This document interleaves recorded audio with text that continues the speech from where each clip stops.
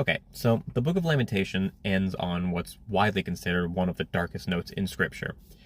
I think that's intentional, though. Stay with me here. So, through the Book of Lamentations, it follows what's called an acrostic poem, which basically means the 22 verses, in one of the chapters is repeated 3 times, but the 22 verses follow the Hebrew alphabet.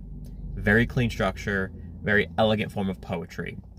But in chapter 5, it actually does away with that. It's a lot of times considered, or not considered, but referred to as the prayer chapter.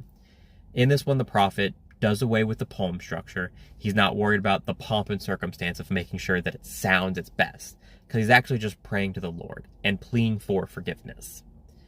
And in this, it does start to sound pretty hopeful. But the last line in that chapter, verse 22, is, unless you have utterly rejected us and are very angry with us. That's where it ends. And this is done intentionally. But this note is so dark, basically saying, God, I pray that you'll take this burden away from us.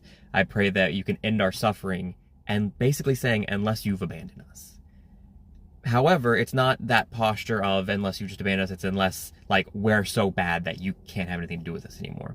But this is so dark. For centuries, in synagogues, they would, when teaching through these chapters, at this point, they would repeat verse 21, a more hopeful verse, after verse 22, because they didn't want that to be where they ended their lesson or ended their reading. But I think that's the wrong instinct. And I've read that some scholars believe this as well, and it makes a lot of sense to me. That's not the end, or well, that's the end of that chapter, but that chapter is not the end of the story. The Jewish people's lives and the Jewish people's story did not end in Babylon. It did not end there. The Bible doesn't end there. And I think that's the point for us to understand. A lot of times in our own suffering, I know I've been going through some stuff recently where I feel that way, where a lot of times through our suffering, we can't see the other side. We think this is all there is.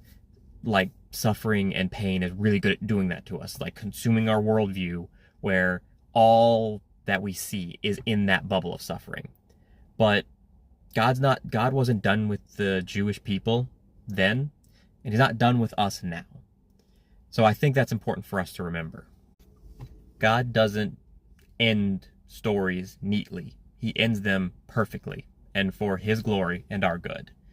So just because you can't see the ending, a quote from the movie that I really like, David, that came out not too long ago, we just can't see his side of the tapestry.